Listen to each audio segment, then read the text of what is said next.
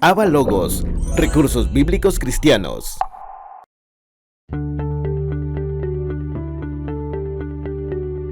Instituto Bíblico en Línea presenta Gematría Bíblica, clase 3.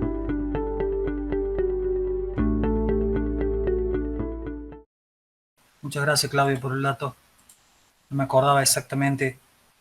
Ahí le damos la bienvenida también a Darío, que se ha incorporado a la clase.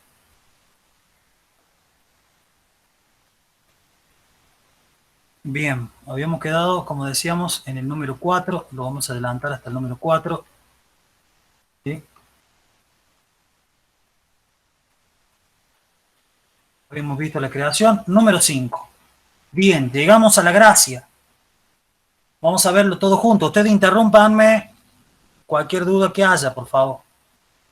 Dice, entendiendo que Elohim, el 3, continúa su manifestación, ¿sí?, en la creación, ¿sí?, que es el 4, el número 5 representa al hombre llamado, redimido y salvado. Esa es, entre comillas, la conclusión. Ahora vamos a explicar por qué decimos eso. ¿Sí? El número 5 representa la gracia. ¿Sí? Este accionar llega a mostrarse en el Génesis. Tras el pecado se produce la gracia. ¿Sí? Y me encanta esta representación maravillosa. Dice, los judíos representan la gracia bajo la fórmula 4 más 1. ¿Por qué es 4 más 1? Porque resalta la debilidad y el desamparo del cosmos, la creación y entre ellos el hombre, como orden establecido, entendiendo el cosmos, ante la caída del hombre y el impacto que tuvo la intervención divina a través de la gracia. ¿Sí? Esto se percibe más claramente en el Nuevo Testamento. Vamos a buscar, si usted me acompaña, el libro de Romanos, capítulo 3.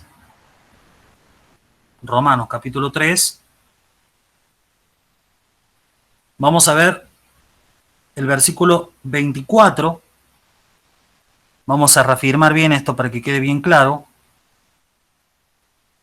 Dice el versículo 24, dice, siendo declarados justos o justificados gratuitamente o por gracia. Acuérdense que la palabra carisma es don inmerecido, o gracia, o regalo inmerecido. Ese es lo que significa la palabra caris en griego.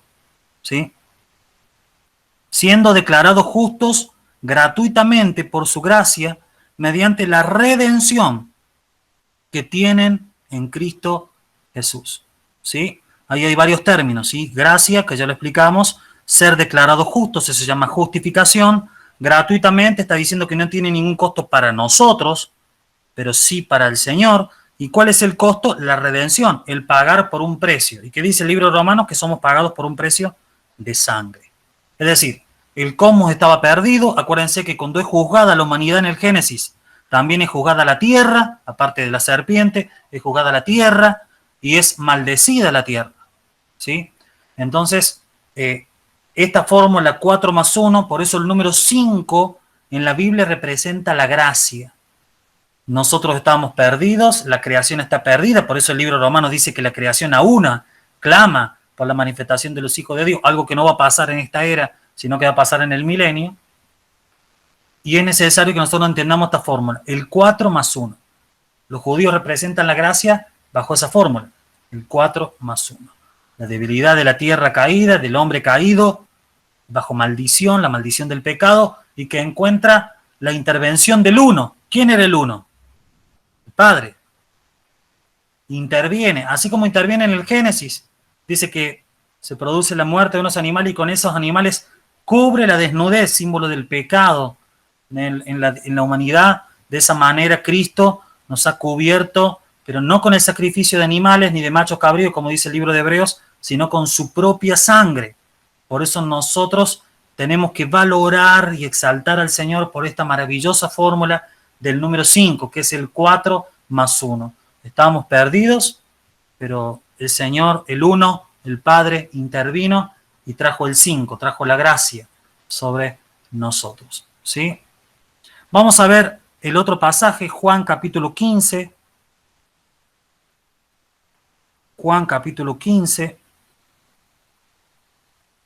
Si hay una duda, me interrumpen. Juan capítulo 15. Vamos a leer el versículo 25. Maravilloso versículo. ¿Sí? Fíjese, el versículo 25 dice, para que así se cumpla la palabra escrita en la ley de ellos. ¿Sí? Fíjese que Jesús no dice, la ley es mía. ¿Sí? Porque hay una tendencia en ciertos sectores de la iglesia de querer volver a la ley. Y Jesús dice, esa es la ley de ellos, no es la ley mía. Sin causa me aborrecieron. Eso dice la palabra de Dios. ¿Sí? Eso, él está citando un pasaje del Salmo 35. Sin causa me aborrecieron.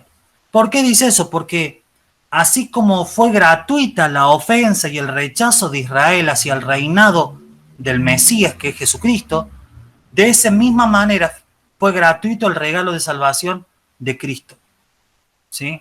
Entonces, el 5 representa para nosotros, los seres humanos, el número más maravilloso hasta este momento. ¿Por qué? Y usted mira, bueno, pero a mí me encantó el 1, me encantó el 2, me encantó el 3, me encantó el 4. Bueno, pero el 5 representa la posibilidad que tenemos hoy. Hoy nosotros vivimos en el 5, hoy nosotros vivimos en la gracia. Hoy estamos viviendo en esa era, la era de la gracia, la era de la salvación, la era del perdón. Entonces, el 5 representa para el ser humano el mejor número. Si entendemos que el 1 es el Padre, el 2 es el Hijo, el 3 es Elohim, o representan al Padre, el Hijo y el Espíritu Santo. Luego está la creación, que es el cosmos, pero que ha caído, que es pecado, que ha pecado. El número 5 representa la gracia. ¿Sí? Por eso es importante que nosotros lo tengamos en claro. ¿Sí? El número 5 en la Biblia representa la gracia. ¿Sí? ¿Dónde podemos ver representado el 5? Queremos más ejemplos. ¿Cuál es el quinto libro de la Biblia? A ver, ¿quién se lo acuerda?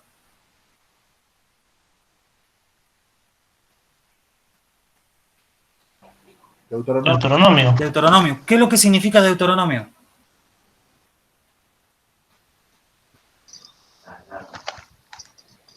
Repetición de la ley. La repetición de la ley. La ley no consideraba dentro de ninguno de los mandamientos el repetir la ley de manera establecida o escrita como lo hizo Moisés. Eso es gracia. ¿Dónde se produce el perdón de los pecados? ¿Dónde se anuncia la llegada del Mesías por primera vez de manera directa? En Deuteronomio, en el 5, en el libro 5, en la gracia. Allí se representa la redención. ¿Se entiende? Tenemos otros ejemplos, tenemos más ejemplos. ¿Sí? Hablábamos de la gracia y entendemos que nosotros estamos en la quinta era, que es la era de la gracia. Tuvimos la era de la preley, tuvimos la era de la creación, la era de la preley, la era de la ley, y ahora estamos instalados en la era de la gracia. Y previo a eso estaba la eternidad, previo a la creación. Es decir, estamos en la quinta era, es la era de la gracia. Entonces, nosotros podemos entender la Biblia de una manera distinta si entendemos el 5. El 5 es el 4 más 1. Así que creo que es un número profundo, pero a la vez es sencillo de entenderlo. No sé qué opinan ustedes.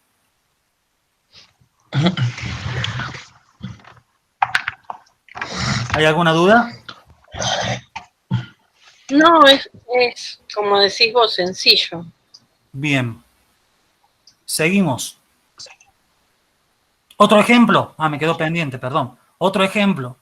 ¿Cuál es el quinto libro en el Nuevo Testamento?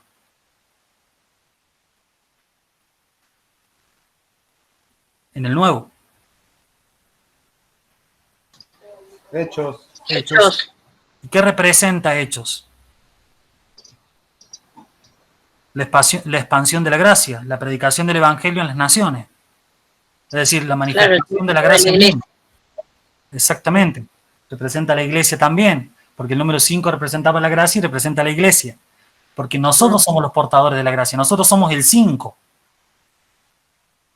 Nosotros somos esa humanidad caída, pero que fue intervenida por el Uno, por el Padre. Es maravilloso. Porque si recordamos Juan 3:16, porque Dios amó, hablando de Dios Padre, al mundo tanto que envió a su Hijo único. Es decir, está representando, el 5 siempre está representando la gracia. Es maravilloso. Es maravilloso poder entenderlo, ¿no? Porque está reflejada en la Biblia, estaba siempre ahí, nada más que nosotros no lo veíamos. Está puesto ahí. Está puesto ahí. Tengo muchos más ejemplos, no tenemos tiempo, lo único. Pero el 5 representa en muchos lugares de la Biblia su gracia, ¿sí? Así como puse el ejemplo del 5.º libro del Antiguo y del Nuevo Testamento, que no están ubicados de manera caprichosa en el texto bíblico, sino que el Señor quiere dejarnos ejemplos siempre. Él quiere dejarnos ejemplos siempre, nos quiere mostrar cosas, nos quiere enseñar de esa manera siempre. Y eso es lo eterno, lo maravilloso de Dios. ¿Continuamos? Vámonos. Un claro ejemplo del 5, esto es realmente impresionante. Un claro ejemplo del 5 como gracia es el caso de Abraham.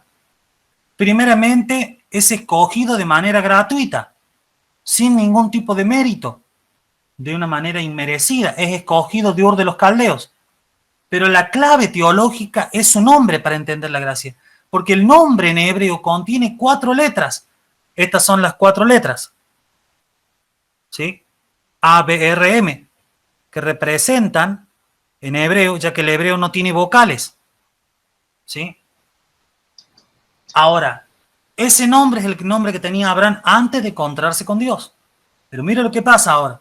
Pero Dios interviene, y ahí lo redacto yo, por la promesa, y le cambia el nombre a Abraham y pasa a ser Abraham. Es decir, inserta una 5ª letra, inserta la gracia. Y no solamente que inserta cualquier letra, inserta justamente la 5ª letra del alefato hebreo. Eso significa gracia sobre gracia. Qué tremendo. ¿Y en Sara también? En Sara tiene 4 letras y le agrega Sara tiene 5 letras y le quita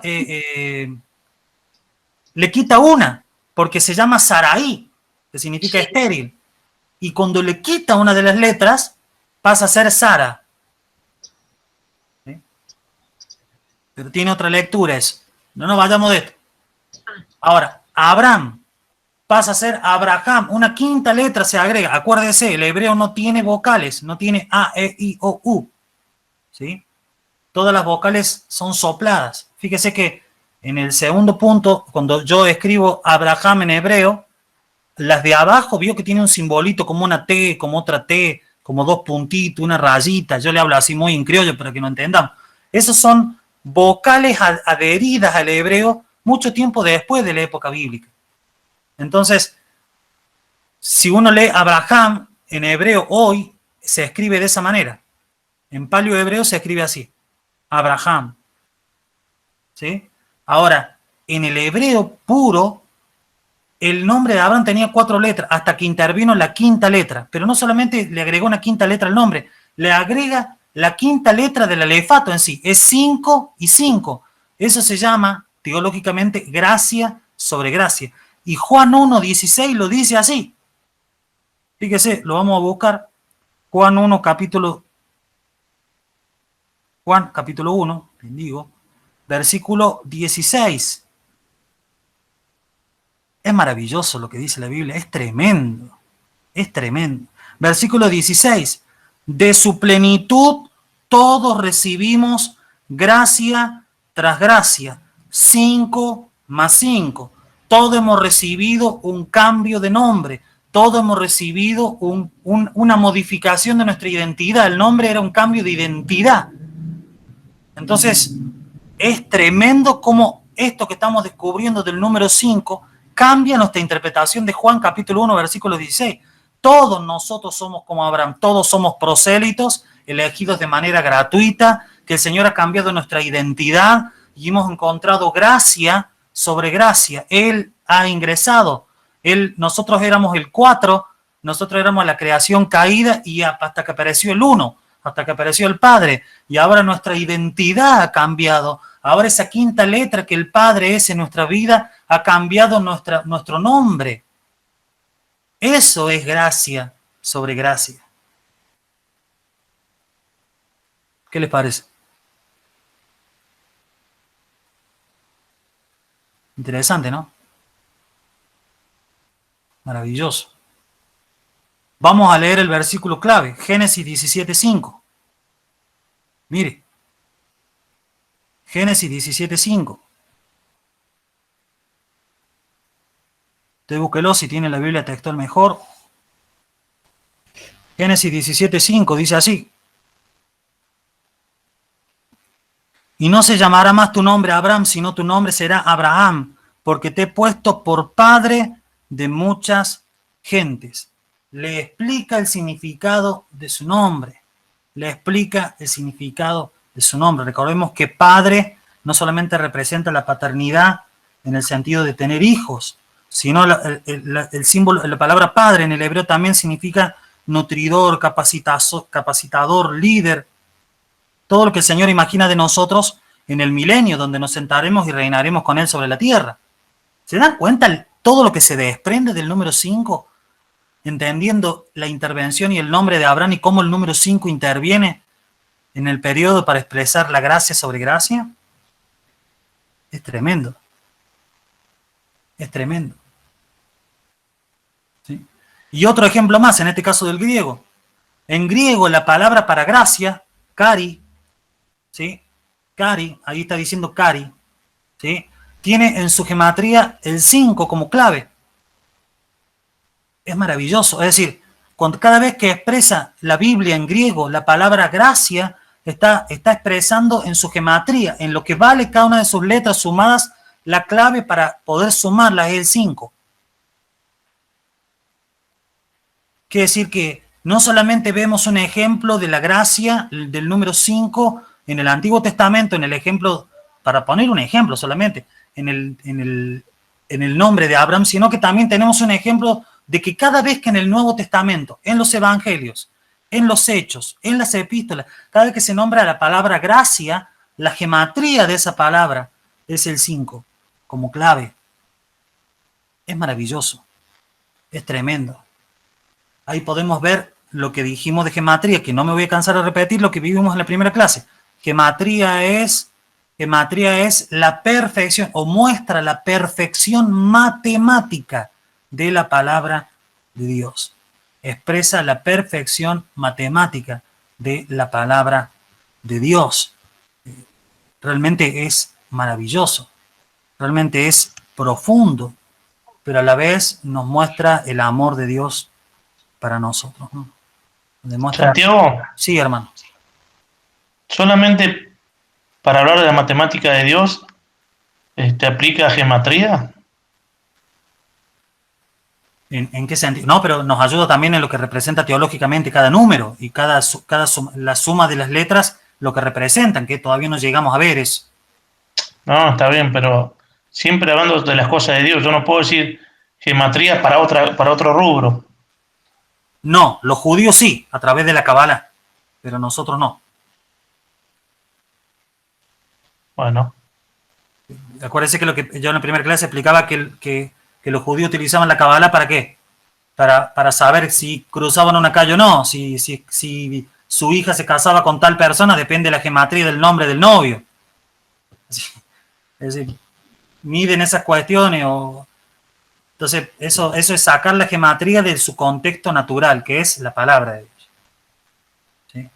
Entonces, por eso nosotros debemos cuidarnos de esas cosas. Que aquí, en esta zona donde vivo, por ahí no está tan desarrollado eso, pero hay zonas donde hay una mayor presencia de la comunidad judía, en Estados Unidos pasa, en Canadá también, donde entonces hay una mayor presencia de personas que creen ese tipo de cosas. Entonces puede haber confusiones. Pero bueno, era más o menos eso. No sé si contesté tu pregunta, Nino. ¿Quedó claro? Sí. Perfecto. ¿Avanzamos? Es maravilloso el número 5, el número de la gracia. Ay, pero muchos ejemplos. Seguimos. En lo relacionado a lo profético, el quinto reino, el de la roca, es el que destruirá los poderes mundanos, según Daniel 2, 32 al 35. Es tremendo. Lo leemos, si les parece, para que nos quede claro lo que está diciendo Daniel, pero es tan precisa la palabra, es tan maravillosa. ¿Sí? Fíjese lo que dice Daniel capítulo 2.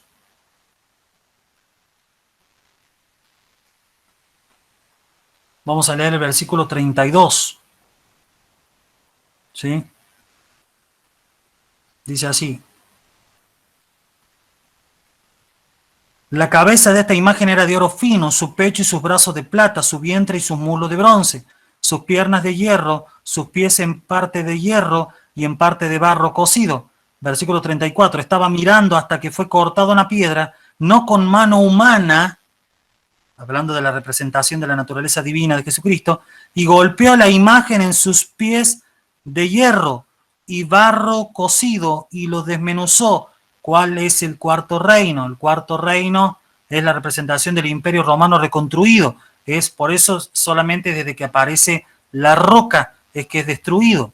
Versículo 35. Entonces fueron desmenuzados juntamente el hierro, el barro cocido, el bronce, la plata y el oro, y fueron como tamo de las eras del verano que el viento arrebata sin que de ellos quede rastro alguno.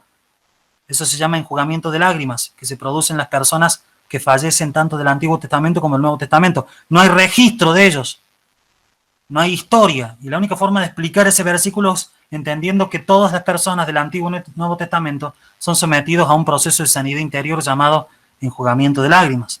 No hay recuerdos de esos reinos, solamente del siguiente reino, solamente del quinto reino, el reino que se establece a través de la roca. ¿Y quién es la roca? Pablo lo dice, la roca es Cristo.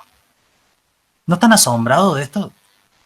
Es maravilloso cómo el número 5 se une al reino, pero a la vez se une a la gracia, y cómo establece desde el sentido profético que es el quinto reino, el reino milenial, el que va a destruir los poderes del mundano, como yo elaboré ahí en el PowerPoint, pero también va a olvidar o dejar atrás el recuerdo de esos reinos, para que se tenga que establecer, como dice la palabra de Dios, las cosas viejas ya pasaron y son todas hechas nuevas, algo que repite de una manera no ministerial, en este caso en Apocalipsis, cuando dice las primeras cosas han pasado. Podríamos quedarnos mucho más en ese pasaje de Daniel capítulo 2, pero vamos a avanzar. Tomando todo dominio de independencia y será sujeto a nuestro Señor y a su Cristo. ¿Sí? Es decir, no solamente el quinto reino, el reino profético del Mesías va a destruir los reinos anteriores y los va a dejar sin ni siquiera el recuerdo, sino que también se proclama ese momento en Apocalipsis, así que lo vamos a buscar. Apocalipsis capítulo 11, versículo 15. Dice, y el séptimo ángel tocó la trompeta y se produjeron grandes voces en el cielo que decían, el reino del mundo o el reino del cosmos llegó a ser de nuestro Señor y de su Cristo, quienes predicaron en la primera venida de Cristo, el Padre y el Hijo, juntos, el Padre está conmigo, dijo Jesús. ¿De quién es el reino? Del Señor y de su Cristo, de los que iniciaron la prédica, porque la Biblia es circular. Por eso el reinado del Señor y de su Cristo. Y reinarán por los siglos de los siglos. Dice que no dice 100 años, dice por los siglos de los siglos. Es una forma de entender por la eternidad. ¿Sí? ¿Quedamos claros hasta ahora? ¿Alguna pregunta?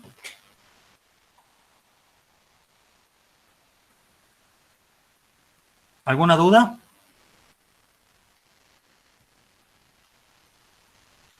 ¿Seguimos bien? ¿Seguimos? Vámonos más. Otro ejemplo son los obreros de la viña. Aquí es muy interesante, no tenemos para leer todo el pasaje, pero usted lo tiene ahí citado en Mateo capítulo 20, del 1 al 16, que son contratados en 5 horas distintas, hablando de las 5 horas del llamamiento de Dios a través de la Biblia. En el momento de la creación, en el momento de la preley, en el momento de la ley y en el momento de la gracia. Los primeros 4 grupos son los justos del Antiguo Testamento. Hebreos capítulo 12, 23. Lo vamos a explicar y lo vamos a leer para que nos quede claro a todos. Hebreos capítulo 12.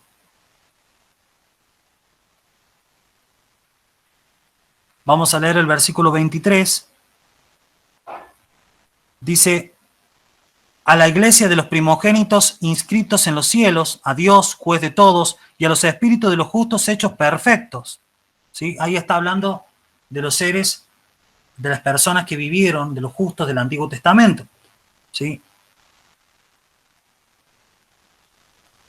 Es maravilloso. Mire lo que dice el versículo 22. Dice: sino que os habéis acercado al monte de Sión, a la ciudad del Dios vivo, a la Jerusalén, la celestial, y a las miríadas o a los millones de ángeles. Versículo 23, a la iglesia de los primogénitos inscritos en el cielo, a Dios, al juez de todos, y a los espíritus de los justos hechos perfectos. ¿Qué está pasando con los justos del Antiguo Testamento? Son hechos perfectos en este tiempo. Todavía no han sido con cuerpo glorificado. Eso va a pasar en el momento del rapto, cuando los muertos en Cristo y los muertos del Antiguo Testamento resucitan y vuelven a la vida. Pero este ejemplo del número 5 también se representa en una parábola de Jesús, de los obreros de la viña. Los primeros 4 grupos son los justos del Antiguo Testamento, según Hebreos 12, 23. En contraste con los de la última hora, que son los que menos trabajan una sola hora y reciben la misma paga que los anteriores. Es un símbolo que nosotros somos esos obreros de la quinta hora. Nosotros somos los obreros de la gracia, los obreros de la quinta hora. Estamos y que trabajaremos mucho menos que ellos, pero tendremos la misma paga, la vida eterna. No sé si lo habían visto de esa manera antes. Pero el número 5 nos ayuda a entenderlo más. Otro ejemplo es lo que leemos ahí en el tercer punto, en la placa. La palabra paracletos está 5 veces en el Nuevo Testamento. No 4, no 3, no 1, sino 5. ¿Sí? Y hace referencia al Espíritu Santo. Continuamente la palabra paracletos hace referencia al Espíritu Santo. 5 veces. Hablando de la gracia. Una expresión de la gracia de Dios a través del número 5 es que 5 veces se garantiza la presencia y la acción del Espíritu Santo hacia nosotros en el Nuevo Testamento. ¡Qué seguridad! ¡Qué profundidad! Vuelvo a repetir, no 4 veces, no 3, 5 veces. 5 veces aparece la palabra parácletos. Eso nos está dando un mensaje a nosotros. Eso nos está enseñando algo, su garantía de su presencia, su compañía y su ayuda en este tiempo. Yo realmente estoy asombrado cada vez que repaso esto, cada vez que sigo aprendiendo cosas similares a esta, de la gracia, del poder, y cómo Dios se manifiesta a través de este maravilloso número, el número 5, el número de la gracia. Muy bien, antes de pasar al número 6, ¿alguna duda? No. Claudia, ninguna duda. Claudio, Darío, bueno, no los puedo nombrar a todos, pero Agustina, ¿alguna duda? ¿Alguno? No, Santiago, vengo bien. Bien, perfecto. Muy bien. Vamos a ver el número 6. Creo que acá faltan 10 minutos para la hora 22. Si logramos entender esto bien, vamos a pasar por lo menos a la introducción del número 7, que es uno de los números más profundos, junto con el número 8 y el 12. Así que bueno, el objetivo es que logremos ver hasta la introducción del 7. El número 6, ¿qué representa? El hombre, la humanidad. ¿Sí? Vamos a ver. El hombre, la humanidad. ¿Por qué es el número 6 el número relacionado en gematría bíblica con la humanidad o el hombre? ¿Por qué es el número del día? Más precisamente de la era, porque lo que fue traducido en Génesis como día tiene una aplicación más de temporada, de era, de estación. Así no está definido por 24 horas como nosotros creíamos. No, la Tierra fue creada en 7 días de la semana. No. La palabra que se representa como día en la Reina Valera muchas veces representa era, tiempo, estación. No quiere decir específicamente día. Bueno, el número de la era o el día o estación en el que fue creado el ser humano es el 6. Y no solamente esto, sino que a través de la ciencia se ha descubierto que el ser humano está construido por 60 elementos químicos de la Tierra. ¿De dónde es construido el hombre? De la Tierra. Y no solamente un número perfecto, sino que es 6 por 10. Es decir, para representar los 60 elementos químicos es 6 por 10.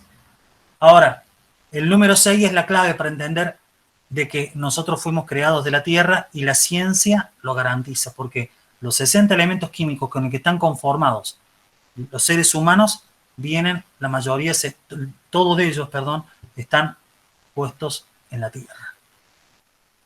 Bueno, es un dato esclarecedor y un dato científico, un dato que tiene trascendencia ya no solamente a lo teológico, sino a lo científico, ¿no? Algo que garantiza la creación directa y real del hombre de la Tierra.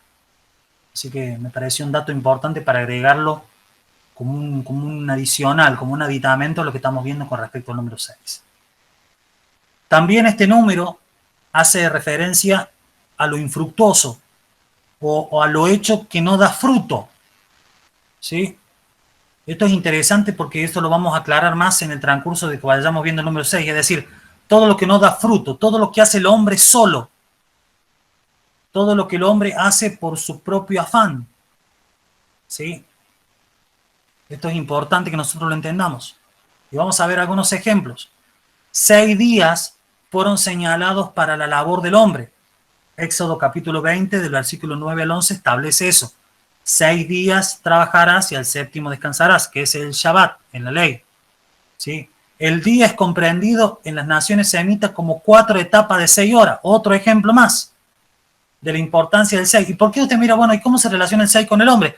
Porque solamente fue establecido para el hombre, solamente es establecido para el hombre este esquema de 6 días y un día de reposo. ¿Sí? Ahora, el día también, como otro ejemplo que acabamos de ver, en las naciones semitas, es entendido bajo una estructura de 6 horas y 4 etapas de 6 horas. Cuando uno ve la representación de las horas en el Antiguo Testamento, uno ve claro estas 4 etapas del día. ¿Sí? Es decir, siempre el 6 está asociado con el tiempo. El 6 no está asociado con Dios, porque Dios está por encima del tiempo.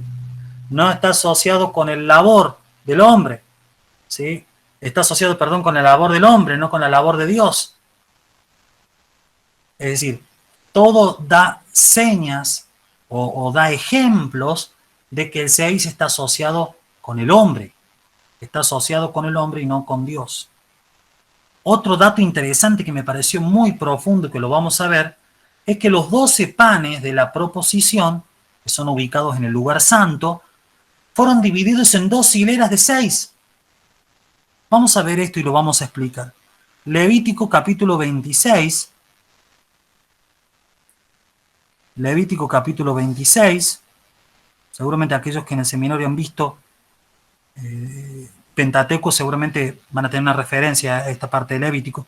Levítico capítulo 26. ¿Sí? Vamos a leer el versículo 6 solamente.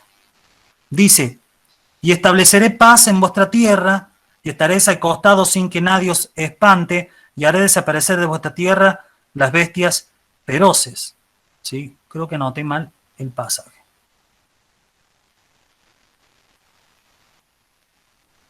Sí. Anoté mal el pasaje, hermanos.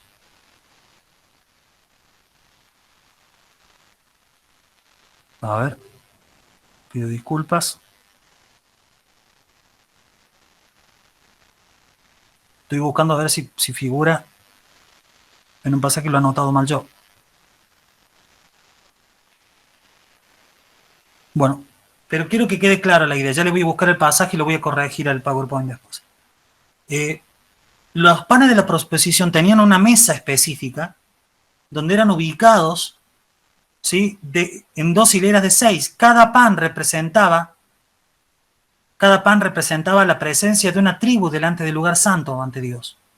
Ahora están ubicados y divididos en 2 hileras para representar que esos 12 panes de la provisión no producían salvación de manera completa. ¿Por qué? Porque esos panes eran repuestos una vez al día.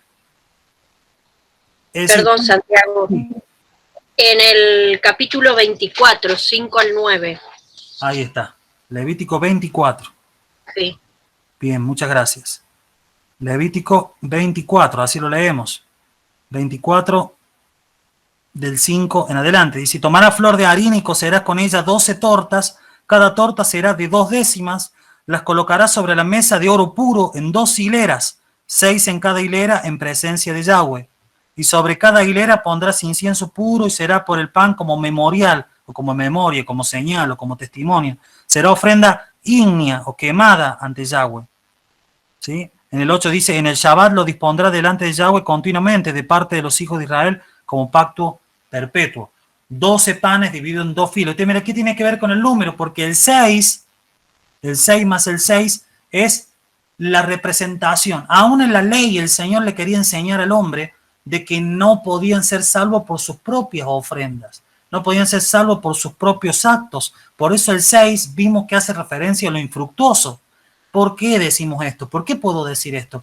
Porque en el Nuevo Testamento dice que si la ley produce vida y produce salvación, en vano murió Cristo. Es decir, si la ley, a través de estos actos memoriales y simbólicos de colocar 12 panes en 2 filas de 6, producía salvación y perdón de pecados, en vano vino Cristo. ¿Qué significa esto? Que el número 6, en esas 2 filas de 6 panes de la proposición, representaba lo infructuoso que era la salvación bajo la ley. En cambio, nosotros tenemos el sacrificio perfecto, la ofrenda perfecta, el sacerdote perfecto. Ya no necesitamos presentar sacrificio ni respetar leyes ceremoniales de la ley mosaica. No estamos atados a ello. ¿Se entiende el ejemplo que les quería poner? Básicamente, lo podemos ver el número 6 en toda la ley. Podemos ver el número 6 claramente en muchas cuestiones. ¿Sí? Es interesante poder ver la ley a través de la gematría bíblica. Es muy extenso, es muy profundo, pero es muy interesante. Continuamos con el otro ejemplo. Las 6 intercesiones de Abraham marcan la ineficacia humana. ¿Por qué intercede Abraham? ¿Por quién? ¿Por Sodoma y por Gomorra? No intercede una, no intercede 2, intercede 6 veces. 6 veces pide por la salvación de Gomorra. ¿Se acuerda cómo era? Primero arrancó por 50, por 40, por 30. Iba bajando la expectativa de personas justas que se encontraran para que Dios no destruyera la ciudad.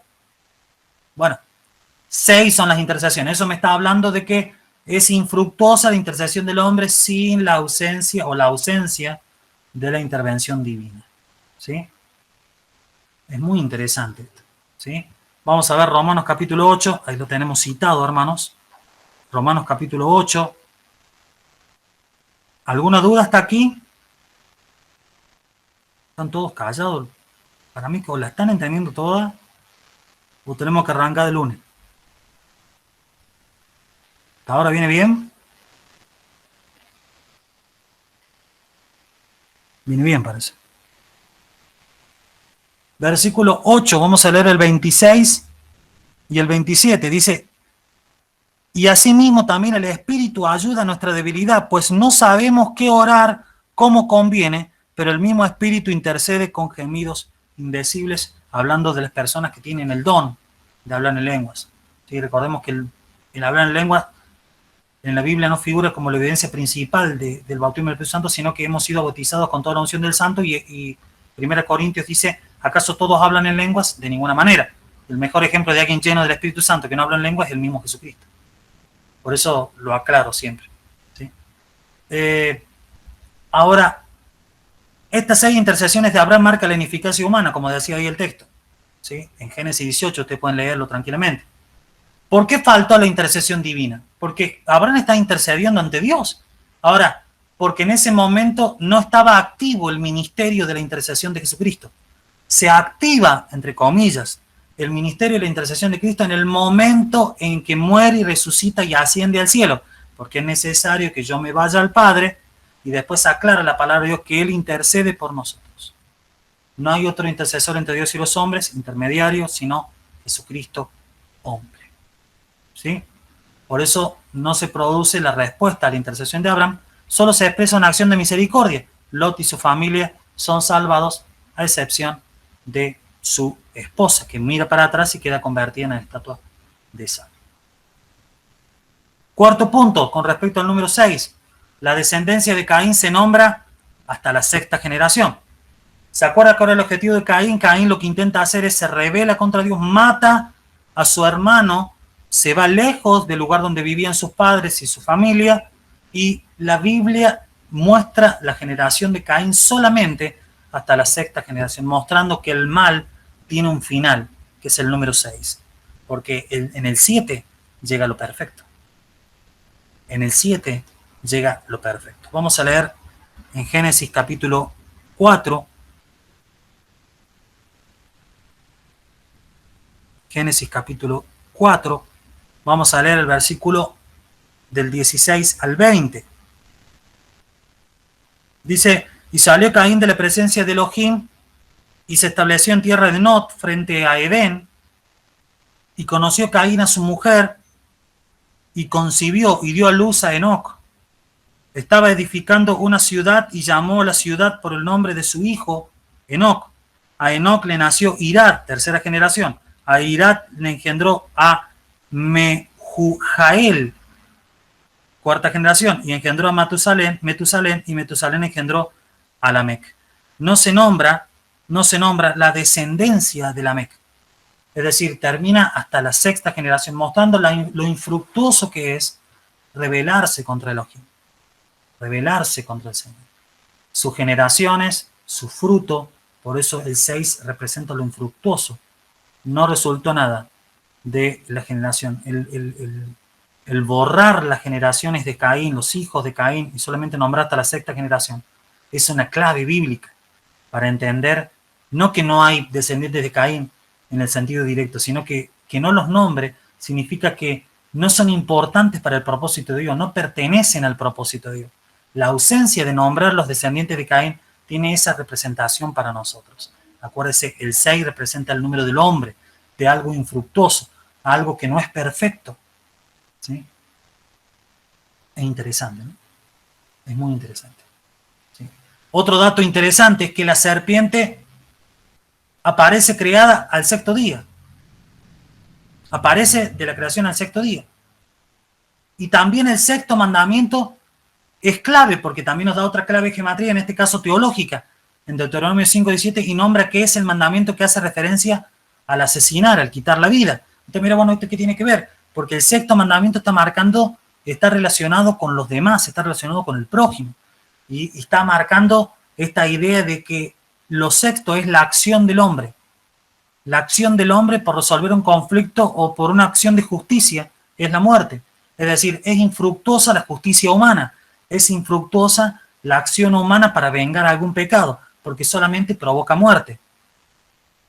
¿Se entiende todo lo que estoy explicando, mis hermanos? ¿O hay algún punto que se necesita repasar?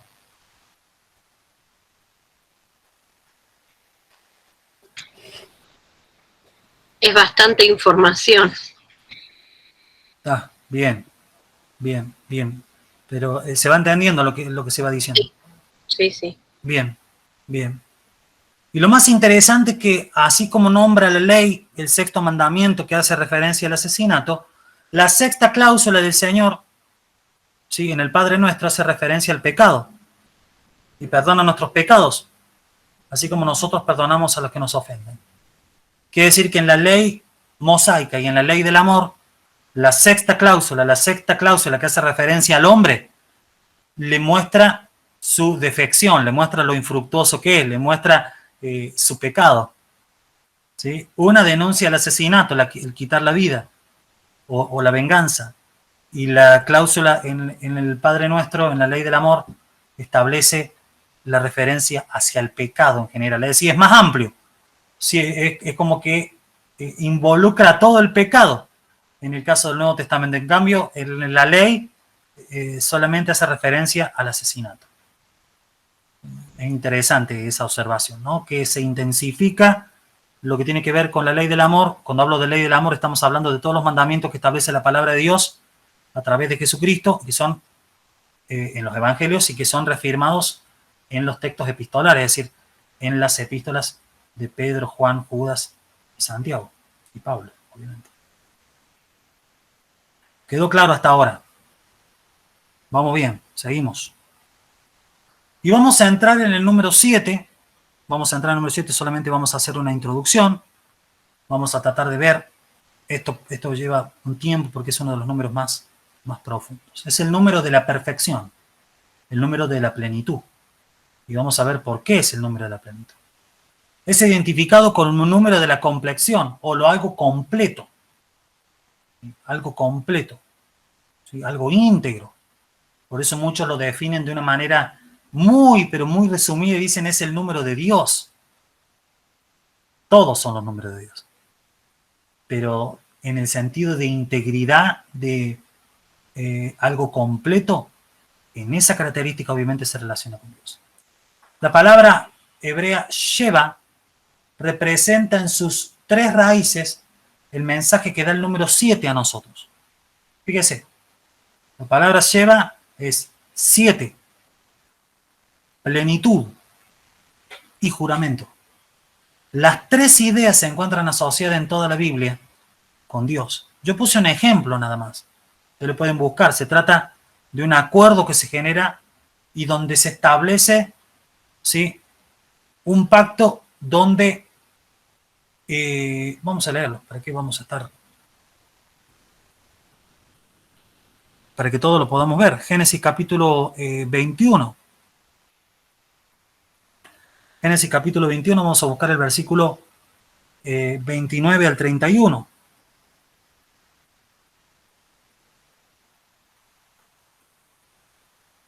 Dice, vamos a leer desde el 27, dice, y tomó Abraham un rebaño y una vacada y se las dio a Abimelec, y ambos hicieron un pacto. Separó a Abraham 7 corderas del rebaño, repito, 7 corderas del rebaño. Y dijo Abimelec a Abraham, ¿qué significan estas 7 corderas que has puesto aparte? Versículo 30, y dijo, que tomarás de mi mano estas 7 corderas, vuelvo a repetir, a fin de que me seas testigo de que cabe este pozo. ¿Sí? Ahora, hacen un pacto, dice en el versículo 33, plantan un tamarisco. Cada vez que un judío planta un árbol, es símbolo de perpetuidad, de algo eterno. Por eso, a un hombre judío como Juan en el Apocalipsis, lo primero que él ve plantado en esa visión que él tiene con respecto al reino de Cristo es un árbol, el árbol de la vida, ¿sí?, que sus hojas no caen y tiene 12 frutos, uno por cada mes. Eso es simbología bíblica, eso es otra materia. Pero había que aclararlo, ¿sí? ¿Cuál es el tema importante aquí? Es que se plantó un tamarisco en Beerseba, ¿sí? ¿Qué es lo que significa Beerseba? Es el pozo de 7. El pozo de 7. Ber es pozo y Sheba, traducido así, aunque es Sheba, ¿sí?, significa 7. ¿Sí? Esos siete corderos, ¿sí?, que son dados en ese lugar, esas 7 corderas, ¿sí?, son representando, ¿sí?, el número 7, ¿sí?, representa en ese texto el pacto, un pacto perpetuo, ¿sí? ¿Por qué es perpetuo? ¿Y por qué es un pacto? Porque acuérdense lo que significaba la palabra Shiva, que es la raíz de esas 2 palabras, ¿sí? Es 7. ¿Cuántas corderas le da a Abraham? 7. ¿Por qué es pleno ese pacto? Porque Abimelec representa a los gentiles y Abraham representa el pueblo de Israel, aunque no existe pueblo de Israel, pero de aquellos que son elegidos por el Señor. Y también un juramento que se produce entre las 2 personas. Es la primera aparición plena del 7 como número gemátrico en la Biblia. Representa el 7, la plenitud y juramento. Eso representa la palabra Sheva, ¿sí? Es marcado por el número 7. Y se planta y el lugar se llama Beersheba, el pozo de los 7. ¿Se entendió a este punto? Yo voy preguntando cada rato porque los noto callados y tengo miedo que no entiendan algo. Pero el 7 nace como representación gemátrica en la Biblia, en este texto de Abraham. ¿Sí? Por eso representa el 7, representa la plenitud y representa el juramento. Las obras de Dios son marcadas por, y ahí lo escribí directamente como se escribe en el hebreo 7, que es Shin. ¿Sí? Shin. En Levítico capítulo 4 vamos a ver un ejemplo. Levítico capítulo 4, versículo 6. Acompáñenme a buscarlo aquí.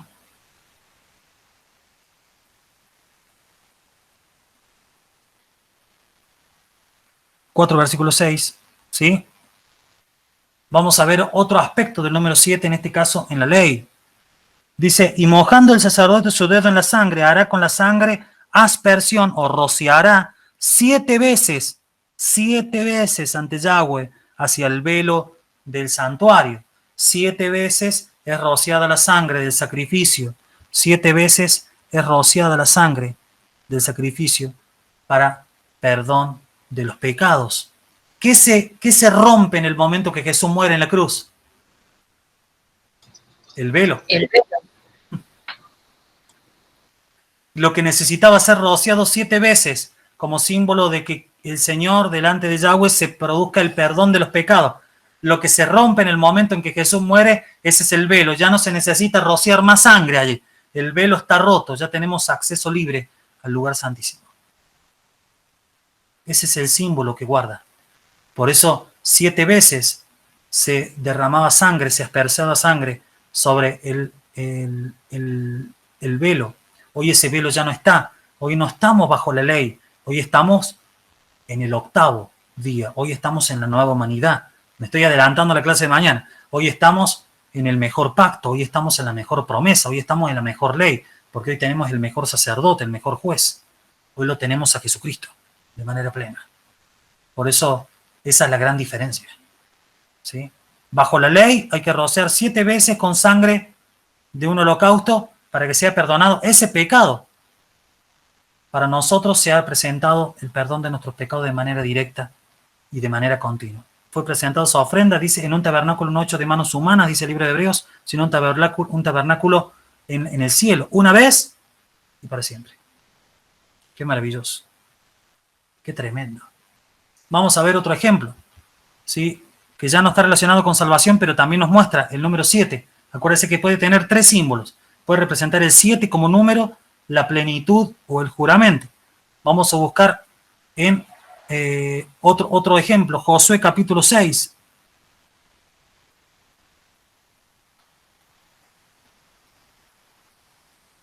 Josué capítulo 6. ¿Sí? Vamos a buscar el versículo 15, una historia que ustedes ya conocen. Dice, al 7º día se levantaron temprano y ese día rodearon la ciudad 7 veces. En el 7º día rodearon la ciudad 7 veces. Es decir, el 7 como clave de plenitud. Es decir, nos levantamos y nos ponemos y activamos en el 7º día, ¿sí? Porque en ese 7º día se va a producir, vamos a dar la vuelta 7 veces y vamos a conquistar a Jericó. Vamos a conquistar esta ciudad de parte de la tierra prometida que Dios nos da. Es decir, tiene un símbolo de liberación, tiene un símbolo de acción divina, tiene un símbolo del juramento que el Señor le hizo a Abraham de que sus descendientes heredarían la tierra en el cual estaba. Mira las estrellas, así será tu descendencia. Es decir, tiene un cumplimiento tremendo el número 7 en ese pasaje citado en Josué capítulo 6, versículo 15. ¿Se va entendiendo más o menos lo que significa la gematría del número 7? Estamos haciendo la introducción solamente, vamos a llegar ahí en la introducción de gematría del número 7. Pero vamos a tener más ejemplos incluso. Vamos a ver Segunda Reyes capítulo 5. Segunda Reyes capítulo 5. ¿Sí? Yo le busco todos los pasajes para que usted lo pueda escuchar, aunque sea en la Biblia textual, si no lo tiene. Segunda Reyes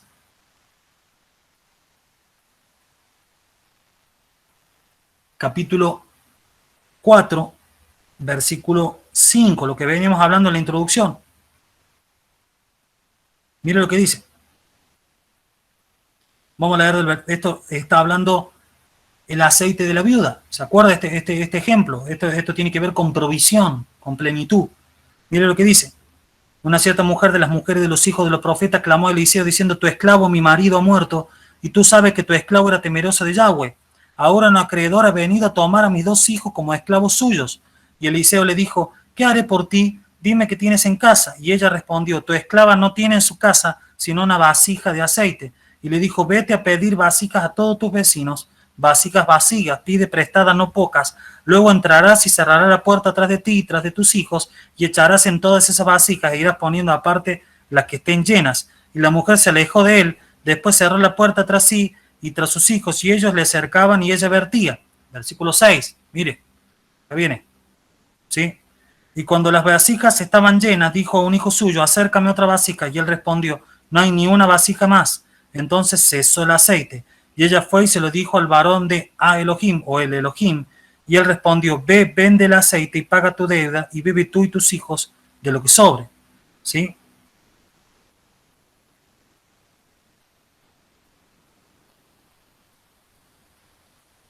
Segunda Reyes, estoy leyendo bien, ¿no? Segunda Reyes, tengo un problema con los pasajes hoy, parece. Segunda Reyes, capítulo 4, versículo 35.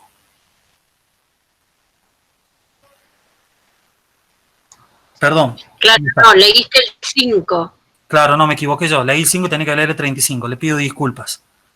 Dice: y dio vueltas y se paseó de un lado a otro por la casa. Está hablando de la intercesión de Eliseo por el hijo de la tsunamita que había fallecido. Y se paseó de un lado a otro por la casa, hablando de Eliseo, y subió y se inclinó sobre el muchacho 7 veces. Y el muchacho abrió sus ojos. Tremendo. Es decir, el 7 representado en la ley como símbolo de salvación. El 7 representado en el texto de Josué como símbolo de juramento. El juramento que le había dicho a Abraham de tomar posesión de la tierra comienza a cumplirse con la presencia de Josué y la toma de Jericó. Segunda Reyes 5 del 10 al 14 es otro ejemplo más. Es la del siervo de Naamán, que es sumergido 7 veces. Y Segunda Reyes capítulo 4, el versículo 35, que es la intercesión 7 veces, la inclinación de lo que tiene que ver con la resurrección de el hijo de la tsunamita. ¿Sí? Diferentes representaciones del número 7 en el Antiguo Testamento. Hay otro texto más, otro aspecto interesante que tiene que ver en este caso con la palabra de Dios. Vamos a leer el Salmo capítulo 12. Salmo capítulo 12. ¿Sí? Vamos a leer el versículo 6. Dice: las palabras de Yahweh, hablando de la palabra escrita del Señor, la palabra de Yahweh son palabras puras, como plata refinada en un crisol en la tierra, purificada 7 veces. Es decir, está hablando de que la palabra de Dios es 7, la palabra de Dios es plena, la palabra de Dios es un juramento, es una promesa del Señor hacia nosotros. Es tremenda esa definición de la palabra de Dios que deja el Salmo 12:6, utilizando un aspecto pedagógico, que para los judíos que leían el Salmo era muy normal ver ese tipo de tratamiento de la plata. Para nosotros no, pero el valor que tiene para nosotros ese símbolo numérico del 7 es que representa que la palabra de Dios es eso. Es plena, es perfecta y representa un juramento de parte de Dios hacia nosotros, un pacto de Dios hacia nosotros. Por eso se habla del antiguo pacto o del Antiguo Testamento y se habla del nuevo pacto o el Nuevo Testamento. Es interesante. Y además porque cada pacto debe ser sellado por sangre.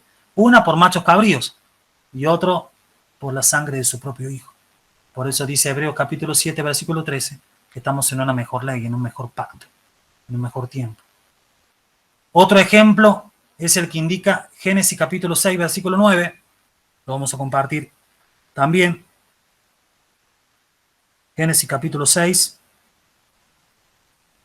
versículo 9. Dice: esta es la genealogía de Noé. Noé fue un varón justo, sin defecto en su generación. Noé caminó con Ja Elohim. Noé figura como el séptimo de su generación. como el séptimo, y él es llamado varón perfecto, que anduvo en los caminos de Elohim. Es decir, he representado Noé como el número 7, es el número perfecto. En una generación perdida y apartada, Noé es representado a través de la gematría del 7. Él es el séptimo hombre desde Adán. Él es el hombre perfecto, representado en su generación. Es maravilloso. Es maravilloso. Es tremendo. ¿Sí? Es muy, muy, muy interesante. El 7 también se relaciona en el Nuevo Testamento al perdón. Ustedes conocen este pasaje con respecto al diálogo de Jesús y Pedro. Pero vamos a leer Mateo capítulo 18, el versículo 21. Mateo 18, el versículo 21. Dice, acercándose entonces Pedro le dijo, Señor, ¿cuántas veces pecará mi hermano contra mí y lo perdonaré? ¿Hasta 7 veces? Los rabinos de la época enseñaban que se debía perdonar a una persona hasta 7 veces. Por eso, seguramente Pedro habrá escuchado en alguna sinagoga que le enseñaron eso a los rabinos de esa época. Entonces él pregunta, ¿hasta 7 veces? Como diciendo, ¿sigo la enseñanza que me dijeron los rabinos? Y Jesús le dijo, no te digo hasta 7 veces, sino hasta 70 veces 7. Es tremendo lo que representa eso. 70 veces 7. 70 veces 7 representa el número 490. 490. Es decir, le está diciendo una representación de que debe perdonar, ¿sí?, a una persona no 490 veces, sino que le está enseñando que debe multiplicar el perdón que él ha recibido por la cantidad de veces que debe perdonar. Por eso dice 70 veces 7, como diciendo, la cantidad de veces que vos tengas que perdonar debe ser multiplicado por la cantidad de veces que representa el perdón de Dios hacia vos. ¿Cuánto representa el perdón de Dios hacia vos? Bueno, esa es la cantidad de veces que tenés que perdonar. Imagínense todas las veces que tenemos que perdonarlo nosotros. Que la cantidad de veces que tenemos que perdonar al que nos ofende. Si debemos perdonar según lo que dice el Señor, 70 veces 7, es decir, la misma cantidad de veces que te ofendan a vos. Y no solamente eso, que al poner el 7, está representando que ese perdón debe ser un perdón perfecto, un perdón pleno, no un perdón a regañadientes. Tiene que ser un perdón similar al recibido. Es muy interesante eso. Es muy, muy clave, ¿no? Vamos a ver la última placa de hoy. Y es que, y aquí viene lo maravilloso, la palabra perfecto en hebreo es tamim, tamim, cuya gematría es 490.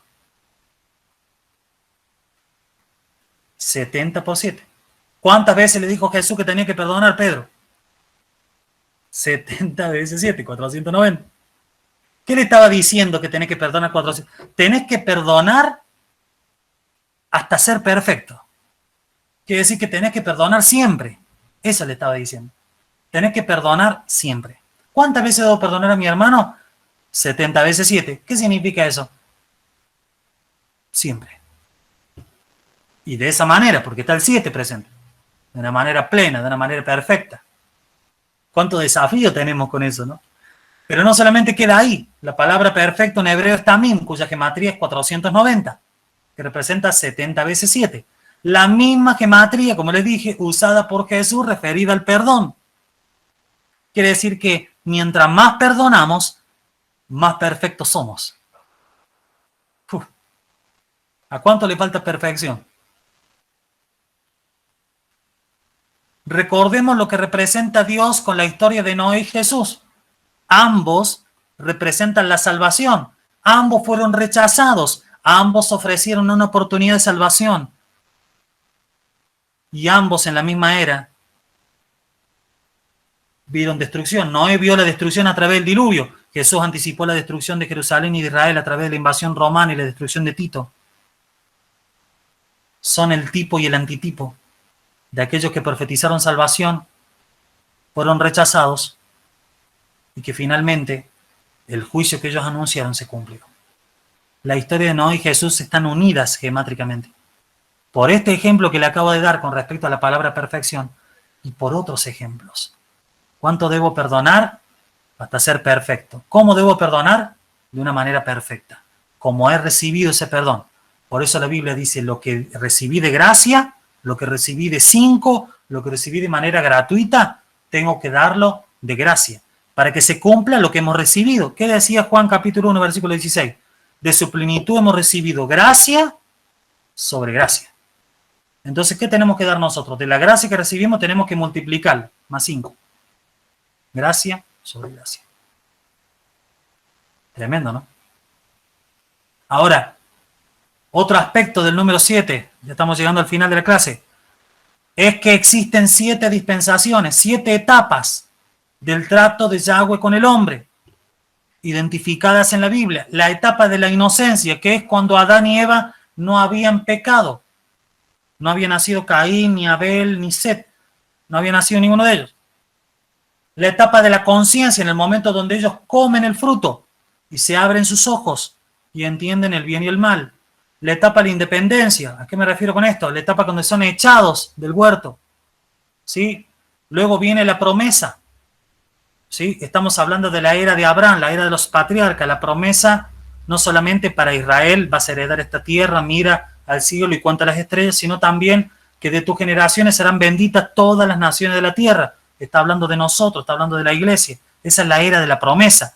¿Cuándo concluye la era de la promesa? Cuando se dicta la ley. Éxodo capítulo 20, se dicta la ley. ¿Cuándo concluye la ley? Lo dice Jesús. La ley y los profetas fueron hasta Juan. Eso dice Lucas capítulo 16, versículo 16. Y ahora, dice Jesús, en este momento es proclamado el reino de Dios. Y todos se esfuerzan por entrar en él. Así que el Señor Jesús, el que dictó la ley en Éxodo, es el mismo que le da la conclusión a la ley en el Evangelio de Juan. ¿Cuándo termina la ley? Cuando comienza la gracia, como lo dije recién. ¿Y cuándo culmina la gracia? ¿En el arrebatamiento de la iglesia? No.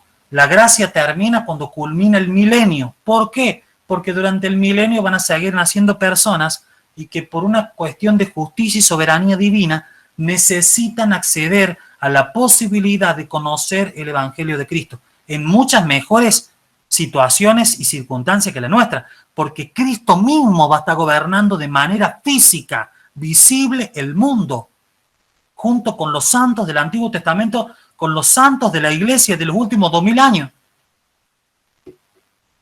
Escrito en criollo, diríamos, si te perdés viviendo en el milenio, es porque querés. Porque bajo el reinado perfecto, próspero de Cristo mismo, algo que nosotros no podemos imaginar, no creer en Cristo en esa era, casi es un chiste de mal gusto, pero va a pasar.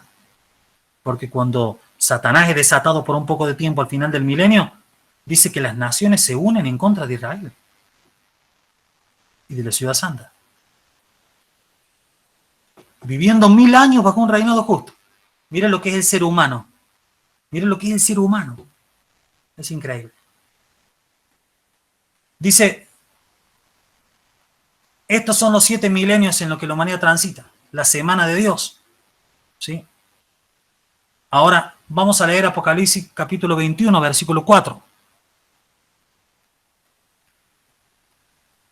Apocalipsis 21,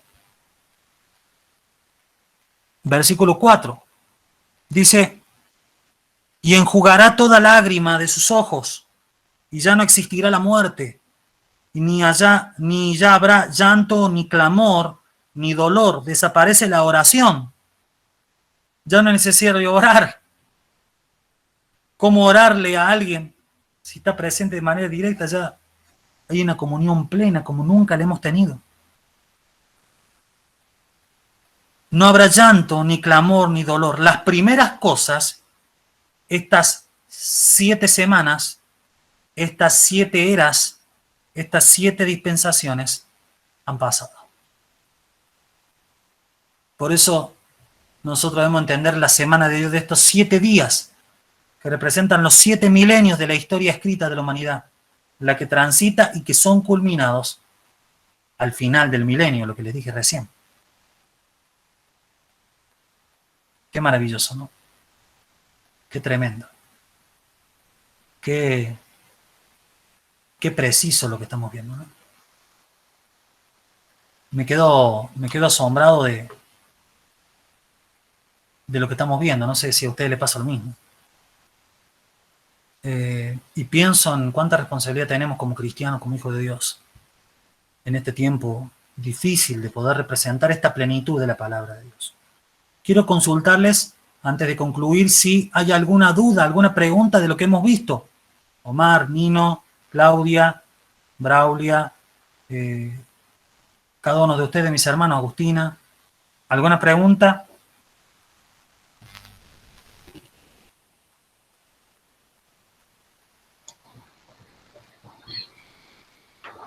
No, seguramente van a surgir, ¿no? Cuando me quede pensando, o sea, te deja pensando. Y como dije antes, es mucha información. Pero la verdad es que me quedo asombrada porque todo está tan unido, tan sincronizado, tan perfecto. Bueno, como siempre, estudiar la palabra sorprende. Uno ve cosas, como decís vos, que están ahí, pero antes no las podías ver. Sí, es maravilloso. Es maravilloso. Es maravilloso. ¿Sí? Un ejemplo del 7 que está siempre pendiente es que los 3 juicios en el Apocalipsis son a número 7. Pero si uno multiplica ese 7 por 3, primero que eso representa la perfección del juicio y de la justicia de Dios, que ha sido juramentada y que iba a venir, y incluso está profetizada de la ley. Pero lo que quería decir es que si uno multiplica el 7 por el 7 por el 7, se va a encontrar con un número llamativo. ¿Sí? Si ustedes tienen una calculadora ahí, pueden verlo claramente. ¿Sí? Y es multiplicado por 3. Es decir, hay 3 juicios por parte de un Dios plural, que se representan en 3 manifestaciones. Un juicio por cada persona. Un juicio del Padre, un juicio del Hijo y un juicio del Espíritu Santo. Pero, increíblemente, posteriormente a eso, vuelve la rueda, vuelve el Padre, ya no con juicio, sino que dice, el libro de la Biblia en Efesios dice, y que Jesucristo, teniendo el reino, se lo entregará al Padre para que todo vuelva a ser de Él. Vuelve de nuevo ese orden del Padre, del Hijo y del Espíritu Santo, porque el primero que se revela en el Antiguo Testamento es el Padre, luego sigue el Hijo, luego el Espíritu Santo. Pero me quedé pensando en ese triple juicio, y cada juicio tenía 7 copas, 7 trompetas. Es decir, es tremendo. ¿Alguna duda más? ¿Algún comentario más? Ahí Darío nos ponía que estaba muy bien, que le parecía muy bien. Braulio también mandó un mensaje que estaba pidiendo al Señor la sabiduría para poder absorber esta información. Bueno, algo parecido a lo que decía Claudia también. ¿Algún comentario más? No, ¿Hay un mensaje en la 7 Apocalipsis? Sí, Claudio. Ahí vamos de poco. Decime, Claudio.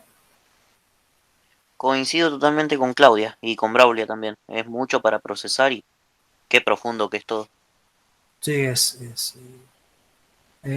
muy bien. Y bueno, acá están los comentarios de ustedes mismos, dentro del chat, ahí lo estoy viendo. Así que bueno, es para procesar. Es la introducción del número 7, ¿no? Es la introducción. Luego vamos a ver cómo el 7 se relaciona con los nombres de Jesucristo. Bueno, lo que viene mañana es tremendo. Y vamos a ver, bueno, nos queda el jueves y viernes para terminar, es maravilloso. Así que yo le pido que no se lo pierda, que esté presente, porque vamos a descubrir más cosas. ¿Alguna última pregunta? Si no, vamos a orar. ¿Amén? Vamos a orar. Omar, no sé si tenía algo para decir. Perdóname, Omar. No, quería preguntar si había alguna, o sea, si representaba algo las 7 iglesias del Apocalipsis, porque Claro. dijiste que 7 era perfección y bueno, Dios llama la atención a todas las iglesias como llevándolo a eso, ¿puede ser? Exactamente, el 7 representa la perfección del Señor, representa que la iglesia es el estado perfecto de Él, es la institución perfecta, y no solamente eso, les invito, hermanos, que ustedes busquen en Google, si tienen un tiempito esta noche, fíjense cómo están ubicadas las iglesias. Están ubicadas en el sentido, y están escritas las cartas, y ubicadas las iglesias en un sentido del reloj, como diciendo que, como que es el reloj profético de Dios. Como si dando a entender que es el reloj apocalíptico, como diciendo que la iglesia representa el último estado, la última era, el último reino, como lo vimos hoy, el reino de la iglesia, el reino de la gracia, el quinto reino. Así que yo entiendo que muchas veces toda esta información se necesita procesar, pero la idea es esa. Uno no está aprendiendo gematría totalmente, está entrando en la gematría para que tomando la gematría, ahora usted pueda leer la Biblia, mi hermano, mi hermana, de una mejor manera, de una manera más completa, más plena, más profunda. Tremendo. Es maravilloso. Profe, ¿puede ser que el número 7 también nos dé, ¿cómo se llama? El símbolo de la santificación? Sí, claramente. La enfermedad es símbolo de pecado. ¿Y cuántas veces se sumerge en Amán para que esa lepra, símbolo de su pecado, se vaya? 7 veces. ¿De verdad? Ok. Hay 7 mensajes de Cristo hablando sobre el pecado, hay 7 parábolas relacionadas con el reino. El 7 está en el discurso de Jesús, porque Él es el perfecto, Él es el manifiesto, Él a la vez es la palabra, Él a la vez es el 2, que conjuga el 1, que forma parte del 3, y que nos trae el 5, que es la gracia. Y que salva el 6, que somos el hombre, y que completa el 4 para que se vuelva gracia, porque es el 4 más 1. Ahí aceleré la moto, pero ya vamos a ver a Yahweh, su nombre y cómo se representa en cada número. Es maravilloso, eso lo vamos a ver si podemos mañana. Yo tengo un cuadro armado donde ustedes van a ver eso. Pero bueno, poco a poco. Nos vamos a despedir, si no hay otra duda, lo dejamos hasta allí y arrancamos en el día de mañana. ¿Oramos? ¿Les parece? Oramos juntos así, ustedes acompáñenme. Padre, te damos gracias en esta noche, Señor bendito, adorado, porque podemos ver la profundidad de tu palabra, tu presencia, podemos ver cómo te revelas de una manera perfecta, Señor, hacia nosotros, y has guardado en el símbolo de cada uno de estos números, Señor, una representación de tu amor, de tu gracia, también de tu juicio, también de tu perfecta determinación de las eras, de los tiempos, Señor, y hoy nos has regalado vivir en esta era de la gracia, la era de la iglesia. Hoy no solamente eso, sino que somos hijos de tu gracia. Somos hijos de tu perdón y hoy te pedimos que nos ayudes a cumplimentar lo que tú nos has pedido. Señor, poder ir no solos, sino como dice de 2 en 2, en equipo, en iglesia, en cuerpo, a poder llevar tu palabra a aquellos que no la tienen, Señor. Te lo pedimos, así como tú lo hiciste, tú y el Padre, Señor, y trajeron al Espíritu Santo para que se quedara con nosotros el Consolador, el Paracleto, que he nombrado 5 veces, símbolo de la gracia tuya, que nos acompaña, que nos guía, que nos asiste, que nos ministra, que nos consuela. Te pedimos, Espíritu Santo, que tú obres en cada hermano que está conectado ahora, que tú los llenes de tu Espíritu Santo, que traigas sobre ellos la convicción de que cada número, de que cada cifra que hemos visto representa tu gran propósito para no solamente la iglesia en general, sino para cada uno de ellos, para cada una de sus iglesias donde ellos se congregan. Espíritu Santo, toma el control y el dominio de cada palabra dicha aquí, que todo lo que se conserve en su mente sea aquello que tú has revelado, todo lo que tú has permitido que sea explicado de manera correcta pueda preservarse en su corazón y en su mente. Te lo pedimos en el nombre poderoso de Jesús. Ayúdanos a aplicarlo y no solamente a aplicarlo y a entenderlo, sino también a vivirlo, a vivir en ese Dios perfecto, aún también matemáticamente perfecto. Te adoramos, Señor, en el nombre de Jesús. Amén y amén.